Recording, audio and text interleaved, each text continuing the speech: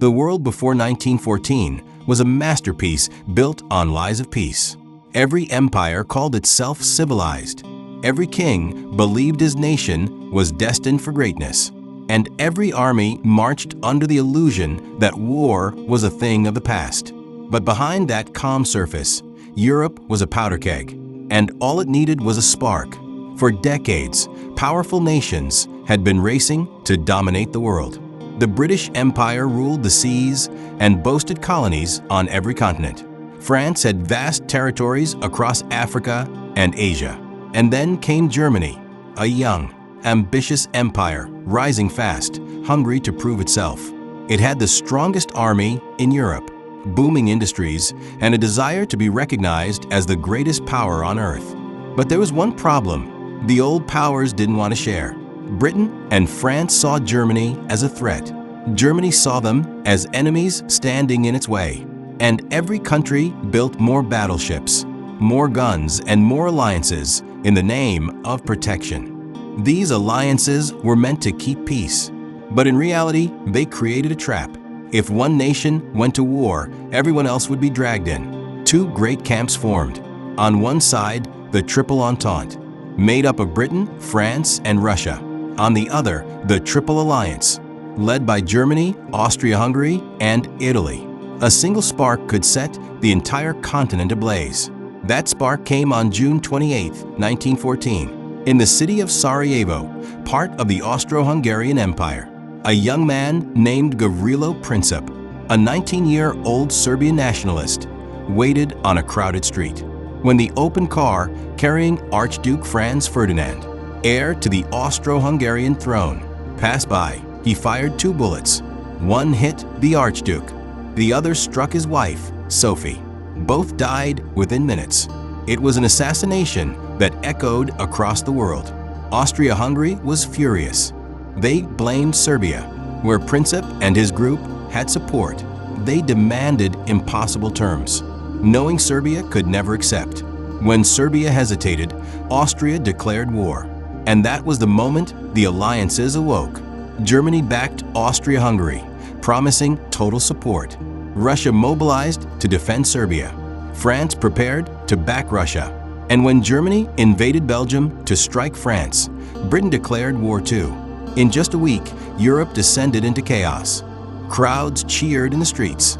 Soldiers marched off with smiles, believing they'd be home by Christmas.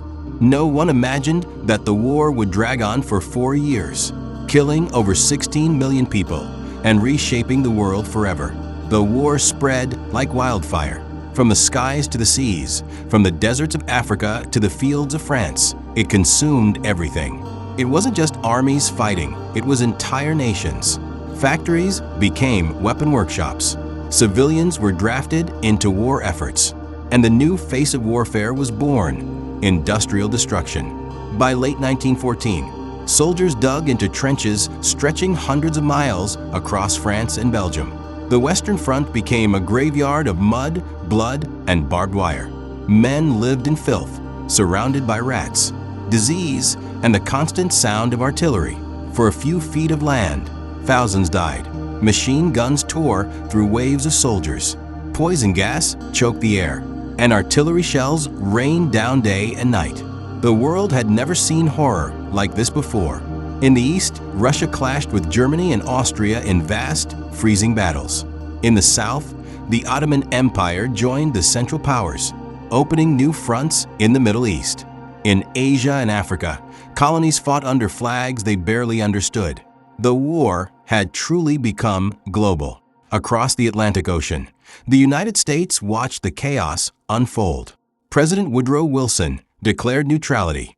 America, he said, would stay out of Europe's madness. But neutrality didn't mean indifference. The U.S. economy boomed, selling food, weapons, and supplies, mostly to the Allies. American ships carried goods across the Atlantic, making America the arsenal of democracy long before it entered the fight. Yet even as Americans prospered, they couldn't ignore the headlines. The Western Front had turned into a nightmare. Entire towns disappeared under shellfire. Families starved.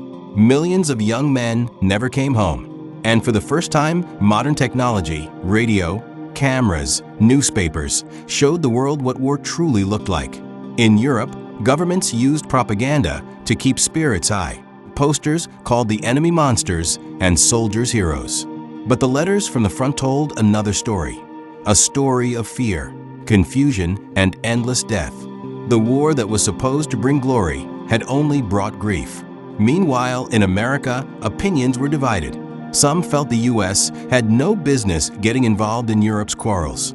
Others believed staying neutral, while innocent people were slaughtered, was a betrayal of American values. But as long as the war stayed overseas, most Americans preferred peace. Still, the war had a way of reaching across oceans.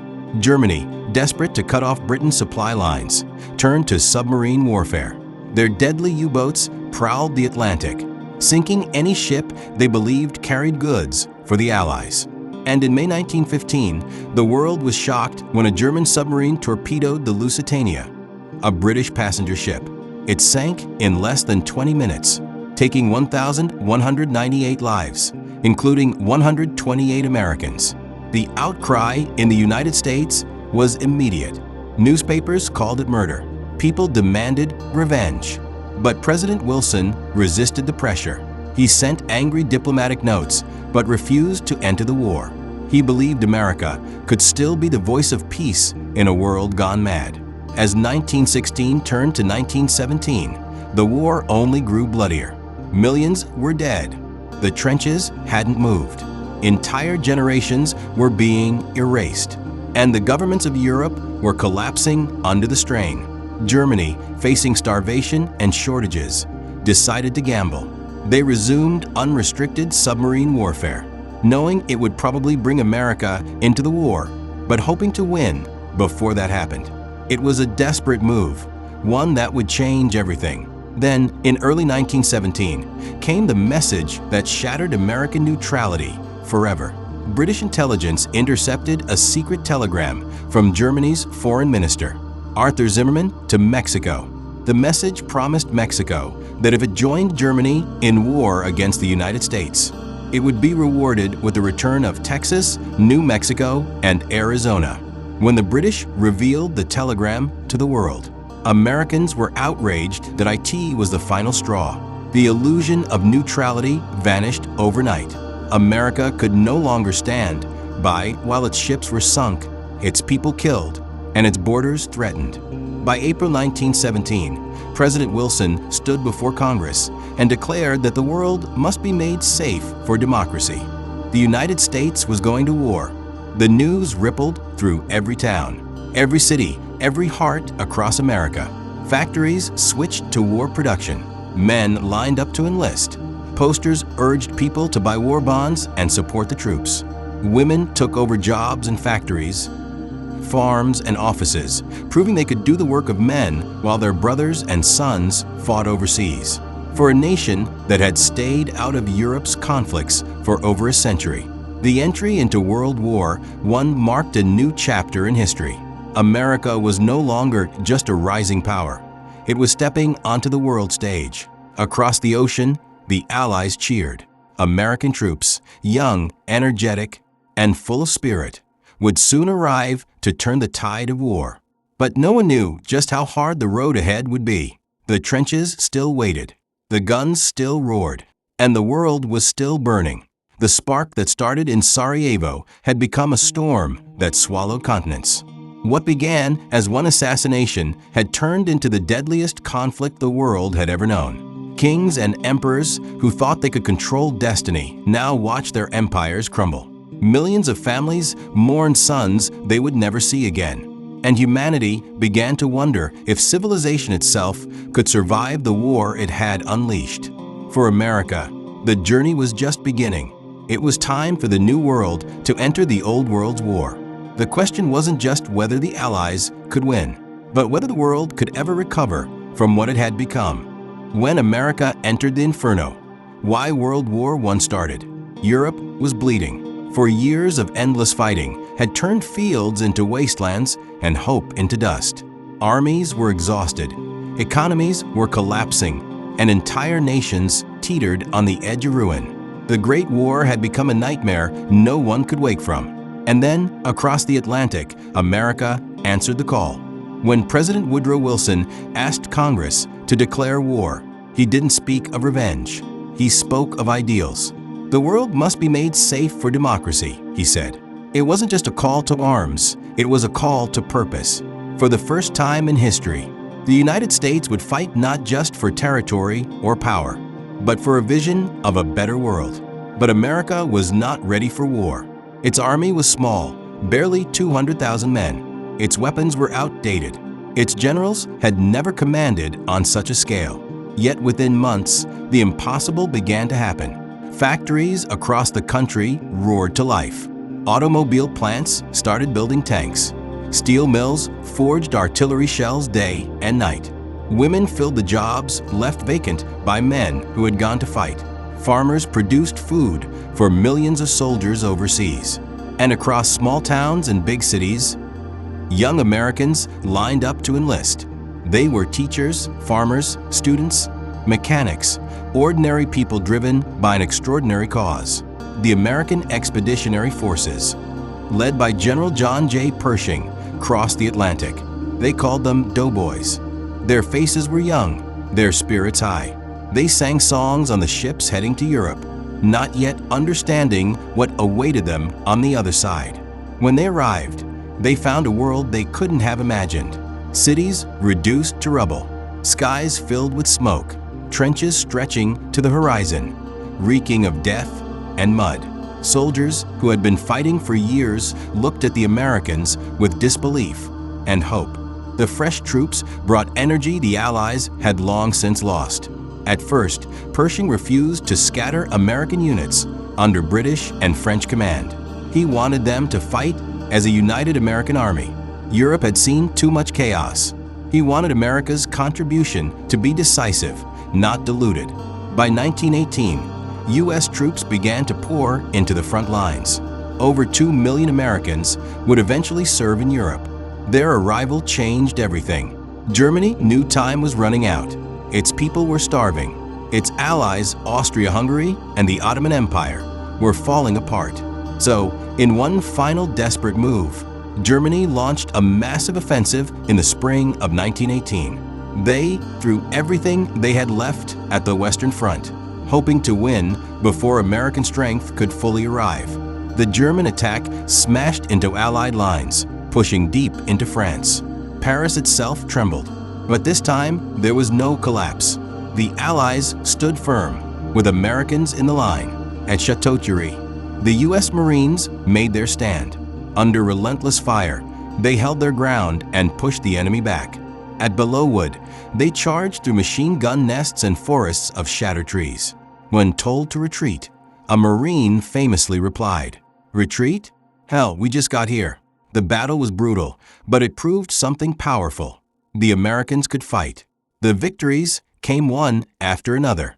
The Second Battle of the Marne, Saint-Mihiel, and finally the Meuse-Argonne offensive, the largest operation in U.S. military history at that time. For 47 days, more than 1 million American soldiers fought through forests, hills, and trenches under constant shell fire. The cost was staggering, tens of thousands killed or wounded, but their determination broke the back of the German army. Meanwhile, inside Germany, the truth was spreading. Their empire was collapsing, food was scarce, soldiers were deserting, and back home, the people had had enough. The Kaiser fled into exile. The German government pleaded for peace. On November 11, 1918, at 11 a.m., the guns finally fell silent. After 4 years, the world's deadliest war was over. In the muddy ruins of Europe, soldiers emerged from trenches in stunned silence.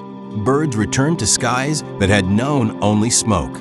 The echoes of gunfire faded, leaving only the sound of wind across broken land. The war that was supposed to last months had consumed an entire generation.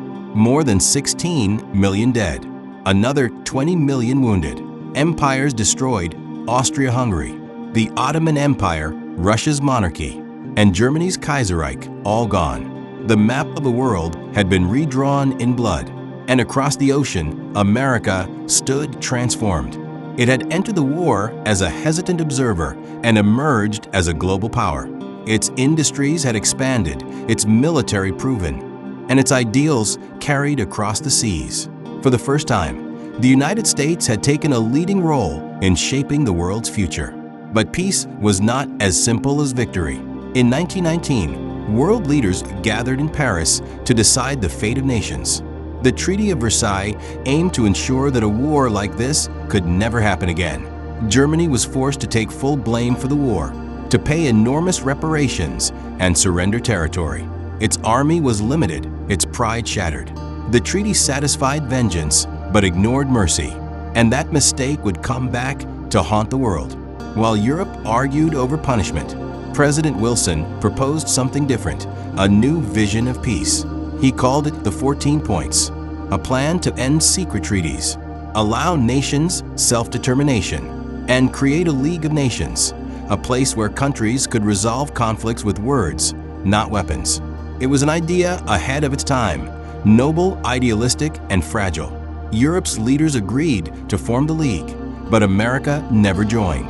The U.S. Senate rejected it, fearing it would drag America into future wars. Wilson's dream of a peaceful, cooperative world began to fade before it even started. At home, America turned inward. The soldiers returned heroes, but many were broken, haunted by what they had seen. Families welcomed them with pride and tears. Factories shut down wartime production, and across the nation, people asked themselves what it had all been for. The 1920s brought prosperity, jazz, and the illusion that the world had moved on. But beneath the surface, the seeds of another disaster were already growing. Germany's humiliation festered into anger. Economic depression deepened suffering. And a generation later, another man would rise, promising revenge for Versailles. His name was Adolf Hitler. The war to end all wars had, in truth, only set the stage for an even greater one. Yet despite its failures, World War I changed everything. It was the birth of the modern age, of tanks, airplanes, and machine warfare. It redefined politics, technology, and society. And it taught the world that progress without humanity leads only to destruction. For America, it was the moment it became more than a nation. It became a symbol. A country that had once stayed isolated had stepped into the chaos of the world and made a difference. Its soldiers fought not to conquer, but to restore balance. And though peace didn't last, their courage changed history. A century later, the echoes of 1914 still linger. Borders drawn in that war shaped the modern Middle East. Alliances formed then evolved into today's global networks. The lessons of that conflict still warn us about pride, power, and the price of ignoring peace. Why did World War I start? Because of one bullet, one man, or one empire? It started because nations forgot how fragile peace really is. Because pride blinded leaders. Because progress outpaced wisdom. And because humanity, for all its brilliance, still struggles to control its own ambition. In the end, it was a tragedy written by everyone and suffered by all. But from that darkness came a truth that endures. Peace must be built, not assumed. October 9th, 2150 Mehertha. Booze, protected, not postponed. And remembered, not rewritten. The spark that started in Sarajevo set the world on fire. But it also lit the path toward understanding how easily we can lose everything, and how vital it is to never let it happen again. October 9th, 2150 Mehertha. Booze, history doesn't repeat itself, but it rhymes. And the echoes of 1914 still whisper through the headlines of today. If you found this story powerful, subscribe for the next chapter, where we uncover how the Treaty of Versailles paved the road to World War II. Because sometimes peace can be more dangerous than war.